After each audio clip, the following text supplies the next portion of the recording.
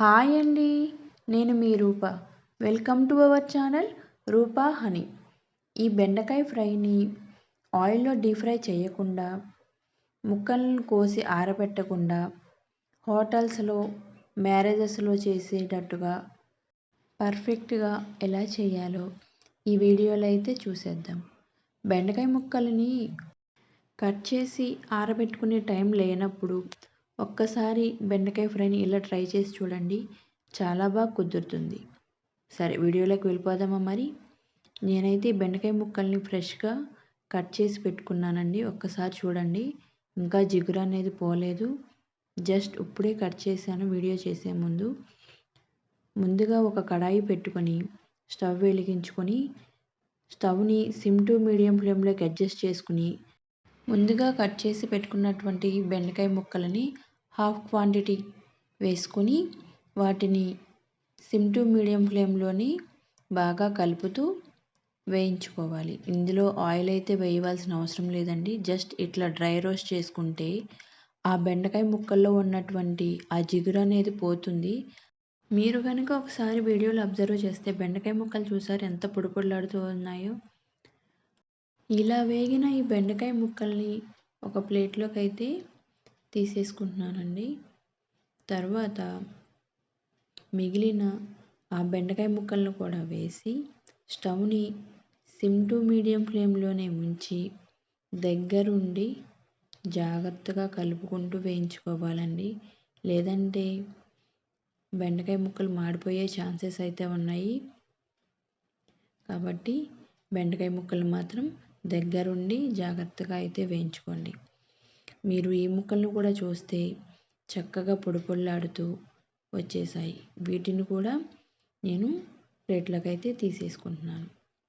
ఇలా మొత్తం అన్ని బెండకాయ ముక్కల్ని డ్రై రోస్ట్ చేసుకొని ఒక ప్లేట్లోకి అయితే తీసేసుకోవాలి. ఇప్పుడు మరలా అదే కడాయిలో 2 టేబుల్ స్పూన్ల ఆయిల్ వేసి, ఆయిల్ వేగిన తర్వాత దానిలో హాఫ్ టీ స్పూన్ ఆవాలు వేసి అవి చిటపటలాడిన తర్వాత అందులో హాఫ్ టీ స్పూన్ జీలకర్ర వేసి, అరకప్పు కంటే కొంచెం తక్కువ పల్లీలు వేసుకొని వేయించుకోవాలి. పల్లీలు సగం వేగిన తరువాత దానిలో పావు కప్పు జీడిపప్పు వేసుకొని వేయించుకోవాలి. ఇది జీడిపప్పు పూర్తిగా ఆప్షనల్ అండి. మీకు కావాలి అంటే వేసుకొని, లేదంటే స్కిప్ చేసేయచ్చు.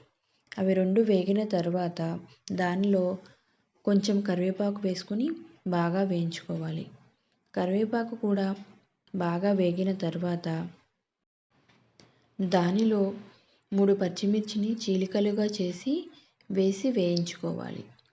ఈ పచ్చిమిర్చి ముక్కలు కూడా బాగా వేగిన తర్వాత మనం ముందుగా డ్రై రోస్ట్ చేసి పెట్టుకున్నటువంటి ఈ బెండకాయ ముక్కలన్నీ కూడా వేసుకోవాలి. ఇలా బెండకాయ ముక్కలు అన్నీ వేసుకున్న తర్వాత ఈ బెండకాయ ముక్కల్ని బాగా మిక్స్ చేసుకోవాలి. వీటిని ఇలా మిక్స్ చేసుకుంటూ ఒక 3 to 4 మినిట్స్ బాగా కలుపుకుంటూ సిమ్ ఫ్లేమ్లో బెండకాయ ముక్కల్ని వేయించుకోవాలి.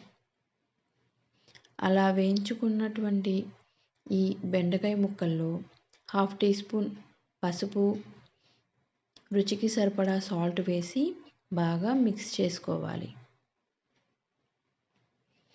ఇలా సాల్టు పసుపుని ముక్కలకి బాగా పట్టేలాగా మిక్స్ చేసుకుని ఒక మూతను ఉంచి దానిని 10 to 15 మినిట్స్ సిమ్ ఫ్లేమ్లో ఉంచి మధ్య మధ్యలో కలుపుకుంటూ వేయించుకోవాలి. అలా వేయించుకున్నటువంటి ఈ బెండకాయ ముక్కల్లో రుచికి సరిపడా కారం, హాఫ్ కప్పు ఎండు కొబ్బరి వేసుకుని బాగా మిక్స్ చేసుకుని కలుపుకోవాలి. అలా కలుపుకొని ఒక 2 నిమిషాలు వేయించుకుంటే బెండకాయ ఫ్రై రెడీ అయిపోతుంది. అంతేనండి, బెండకాయ ఫ్రై చూసారా ఎంత పర్ఫెక్ట్గా కుదిరిందో. మీకు కనుక ఈ వీడియో నచ్చినట్లయితే లైక్ చేసి, షేర్ చేసి, సబ్స్క్రైబ్ చేసుకోవడం మాత్రం మర్చిపోకండి. అలాగే ఈ రెసిపీ మీరు ట్రై చేసి ఎలా వచ్చిందో నాకు కామెంట్ సెక్షన్లో కామెంట్ చేయండి.